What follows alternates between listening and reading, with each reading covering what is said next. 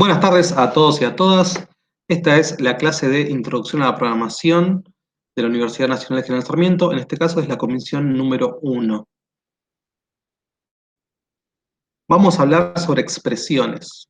Por ejemplo, en matemática contamos con números, con el 0, el 1, el 14, el 3,14, ¿sí? Números enteros, números decimales. También con expresiones. 2 más 3 por 4, ¿sí? El por lo estoy escribiendo con ese asterisco. Ahí uno tiene que recordar, por ejemplo, que hay prioridades. Uno primero va a resolver la multiplicación y luego va a resolver la suma. En matemática nos decían que había que separar en términos. Si se ve este puntero, lo que uno hace primero es 3 por 4 y después le suma el 2. Entonces esto da 14, ¿sí? Como explica acá. Lo que hicimos fue ir reduciendo, vamos a decir nosotros, la expresión original a otras más pequeñas hasta llegar a un resultado, a un número, ¿sí?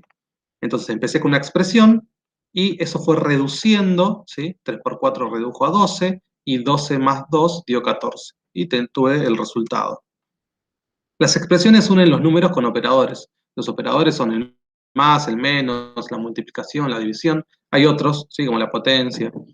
Además de los números y operadores, entre las expresiones podemos tener variables, ¿sí? Por ejemplo, x dividido 4. ¿Y cuánto da x dividido 4? Bueno, depende. Depende del valor que tenga x, ¿sí?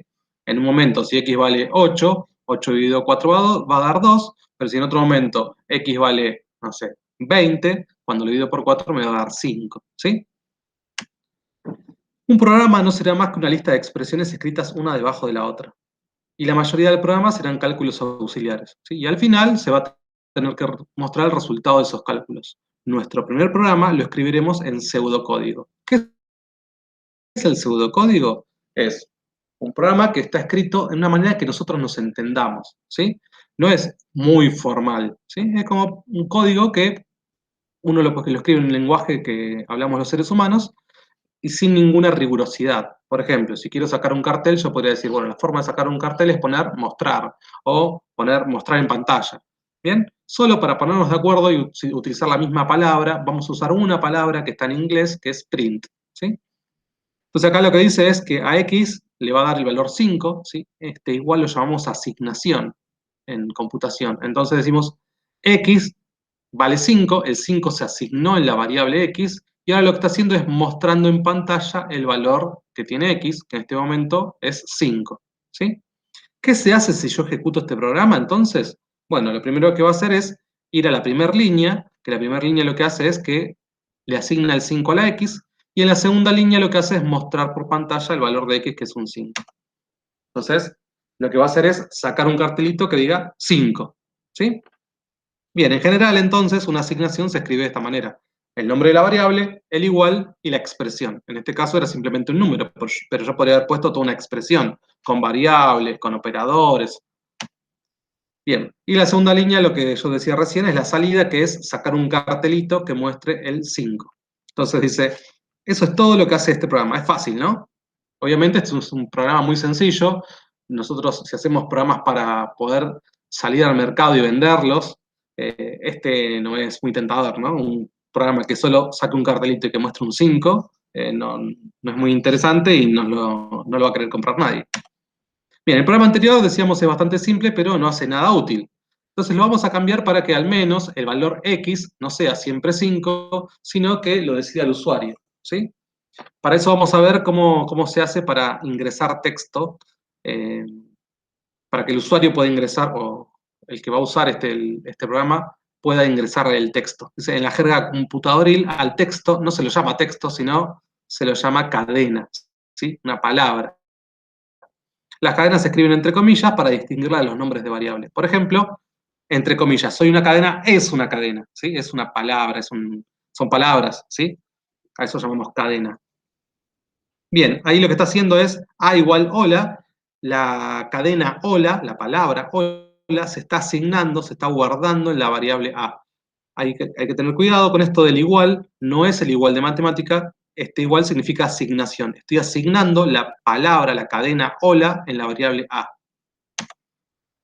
Ahora que sabemos cómo escribir texto, lo que podemos hacer es pedirle al usuario, ¿sí?, que ingrese un texto. Por ejemplo, le podemos pedir al usuario su nombre, ¿sí? Es muy común tener un programita donde lo primero que me dicen es, bueno, ahora ingrese su nombre. Un juego, por ejemplo, ingresa tu nombre, jugás, y después yo te puedo asignar un puntaje y ahí rompes un récord y ese tipo de cosas. Entonces lo que hacemos es usar la palabra input. Ya habíamos visto cómo sacar cartelitos, que era con print. Ahora lo que estamos haciendo es cómo hacer para pedirle al usuario que escriba algo y yo guardarlo en una variable, ¿sí? Poder sacar un cartelito es con print y poder pedirle algo al usuario lo hacemos con input. Estas palabras, como estos pseudocódigos, podrían haber sido cualquier otra cosa. Por ejemplo, en vez de print, decíamos, podría haber puesto mostrar o mostrar cartelito. Eso estaría bien, es correcto, ¿sí? Eh, y input podría haber puesto ingresar, una palabra en español que todos entendemos. Bueno, vamos a usar input para pedirle al usuario que ingrese algo y vamos a usar print para mostrar cartelitos. Nos ponemos de acuerdo en eso, pero podemos usar otras palabras, ¿sí? Está bueno ponernos de acuerdo en esto porque nos va a servir para el programa, para el lenguaje de programación que elegimos en esta materia, pero podríamos haber elegido tranquilamente otros. Bien, entonces dice, escribimos input entre paréntesis y entre puntitos. Ahí donde están los puntitos uno pone un texto ahí para avisar al usuario qué es lo que tiene que ingresar, ¿sí? Entonces dice, para que se abra una ventana, que le pida al usuario un valor y que tenga un mensaje igual a la cadena que está entre paréntesis. Esta vez, cuando la computadora corra el programa, en vez de asignar el valor 5, vamos a poder asignar en la variable X lo que el usuario ingrese, ¿sí? Ahora que sabemos pedirle al usuario una cadena para solicitar números enteros, debemos indicarlo de la siguiente manera. Si yo le pido al usuario que ingrese algo, por defecto, ese algo va a ser una palabra. Por más que el tipo me escriba un 5, yo lo voy a estar considerando en mi programa como una cadena, como una palabra. Entonces, si yo quiero que sea un entero, que lo que me ingrese sea un entero, tengo que indicarlo. La manera va a ser poner int. Int lo elegimos, otra vez, yo podría haber elegido cualquier palabra, entero, convertir a entero. Como es pseudocódigo, podemos ponernos de acuerdo en eso y listo. Como vamos a usar un lenguaje en particular, estamos tratando de elegir palabras que nos sirvan, que nos sean claras, iguales, porque int es claro. Solo que elegimos palabras que están en inglés, ¿sí?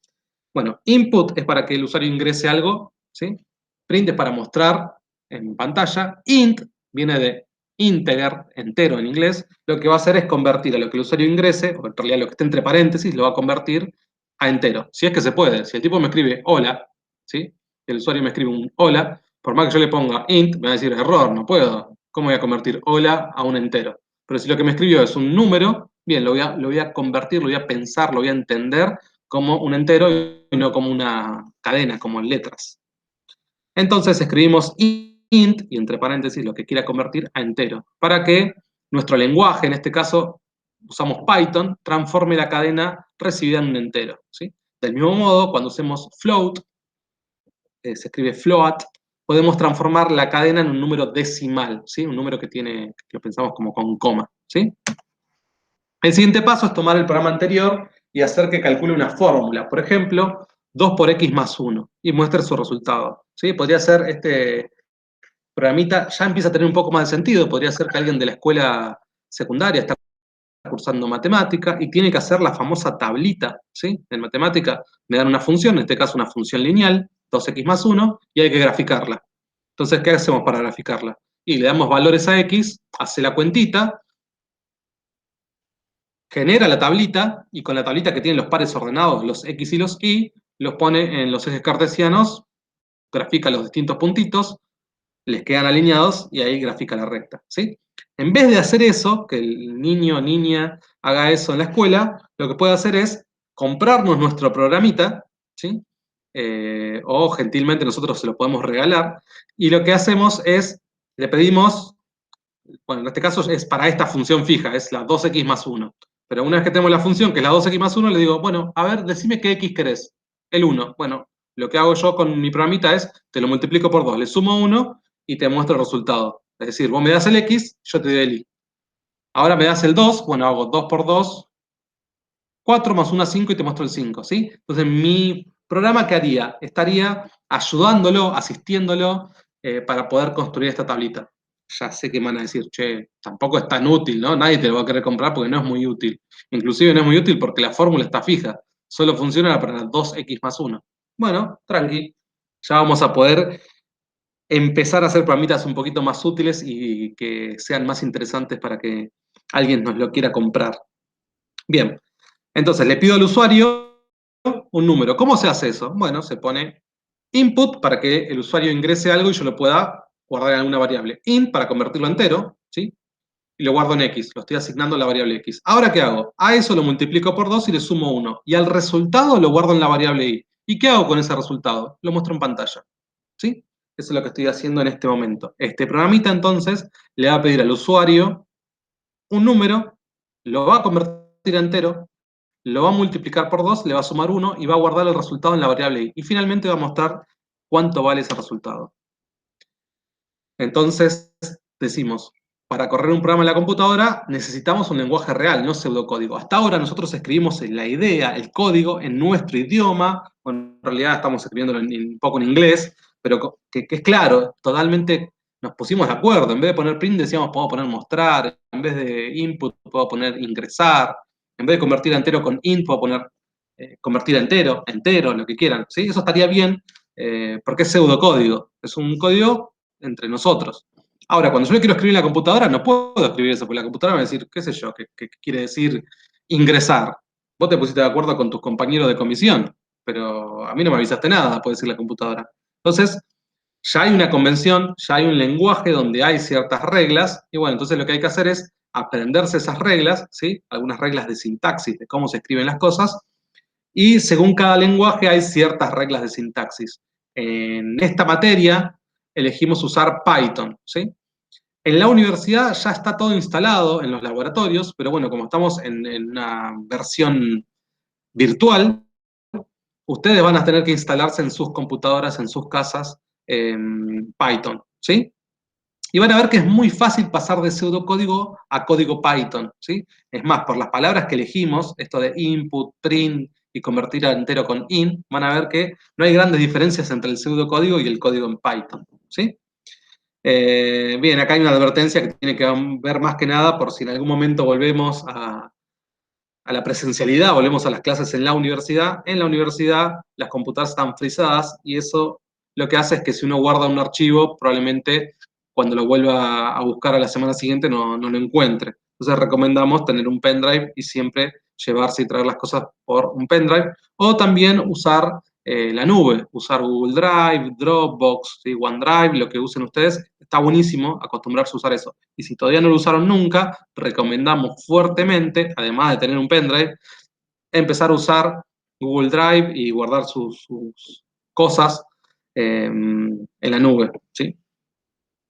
Bien. Los programas de Python los vamos a escribir con una herramienta llamada PyScripter, ¿sí? Uno va a usar lenguaje Python y uno puede ponerse a programar en lo que quiera, en un editor de texto plano, puede ponerse a programar en el bloc de notas si quiere, y eso está muy bien. Ahora, hay un entorno, ¿sí? Que se llama PyScripter, que está buenísimo y nos ayuda un montón a programar más rápido, más fácil, nos avisa dónde nos equivocamos, en qué línea está el error, probablemente cuál sea el error, nos ejecuta, las salidas son ventanitas más lindas, está buenísimo programar con el PyScripter, ¿sí? Cada lenguaje tiene un IDE, ¿sí? Un entornito con el que la gente, los programadores trabajan, ¿sí? En nuestro caso, como dijimos Python, recomendamos PyScripter, ¿sí? Pero si alguno tiene otro IDE, le está acostumbrado porque ya programa, quiere trabajar con otro, no hay ningún problema, ¿sí?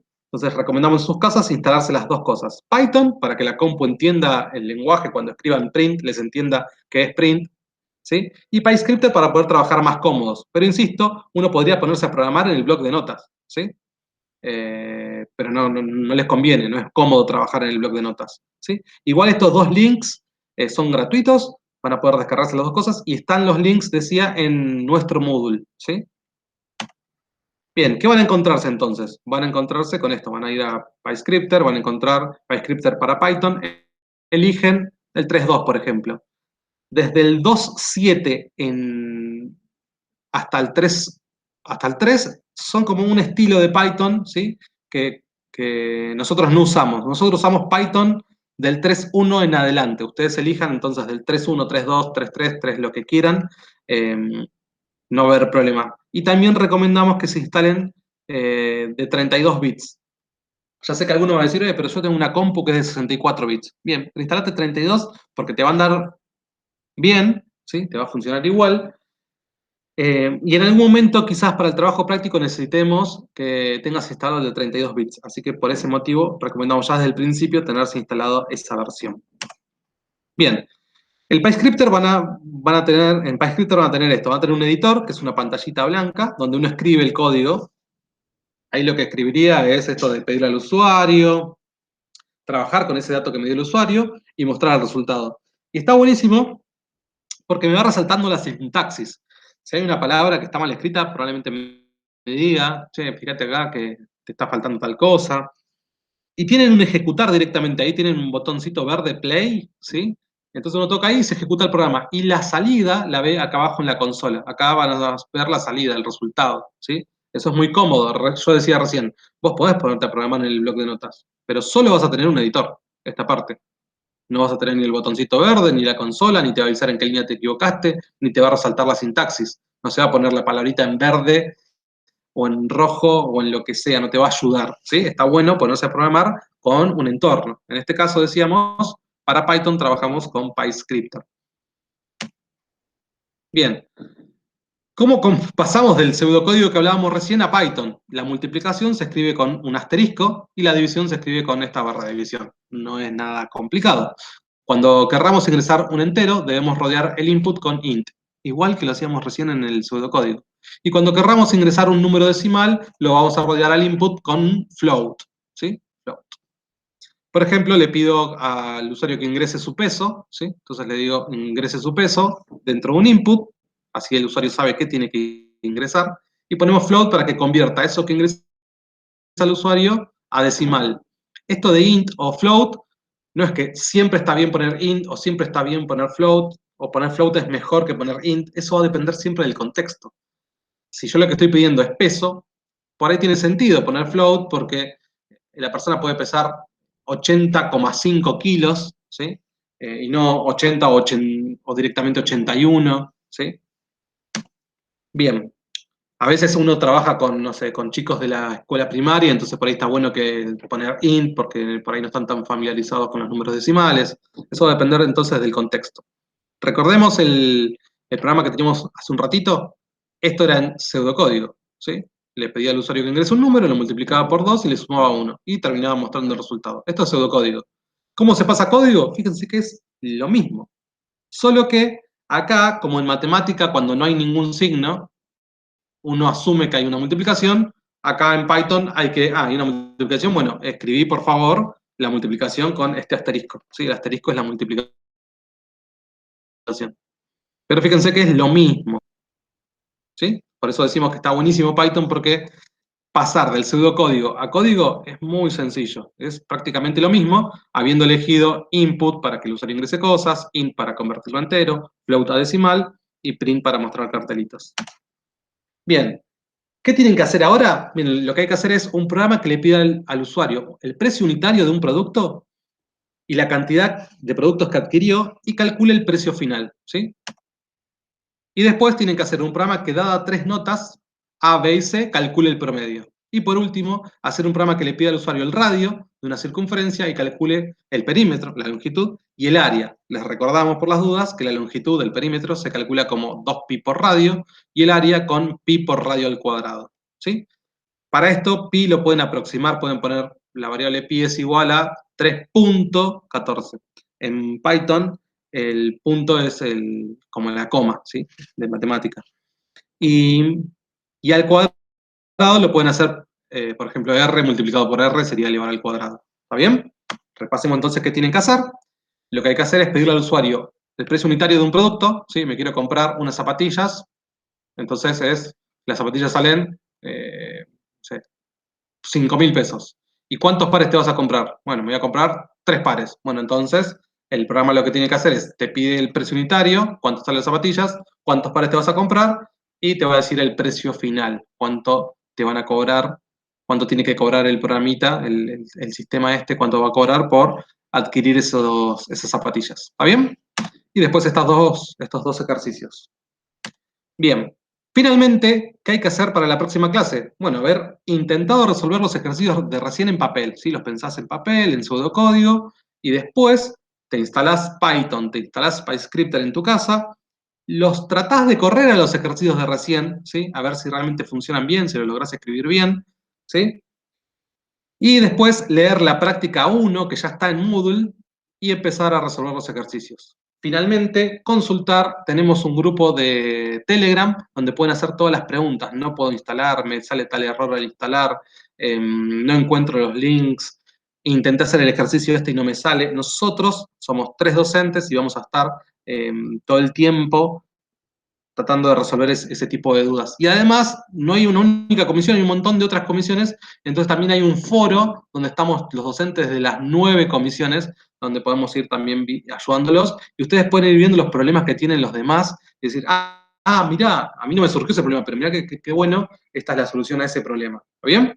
Bien, hasta acá esta clase. Espero que puedan trabajar mucho. Realmente es muy importante practicar, ¿sí? Porque uno por ahí viendo cómo se resuelven los ejercicios, cómo lo resuelven los docentes, cree que entiende, ¿sí? Porque en realidad entiende, pero otra cosa es aprender y poder resolverlos uno mismo, ¿sí? Así que por favor traten de dar ese salto lo más rápido posible y no solo mirar ejercicios resueltos, sino pasar a resolverlos. Eso es muy importante. Bien, nos vemos en la próxima clase.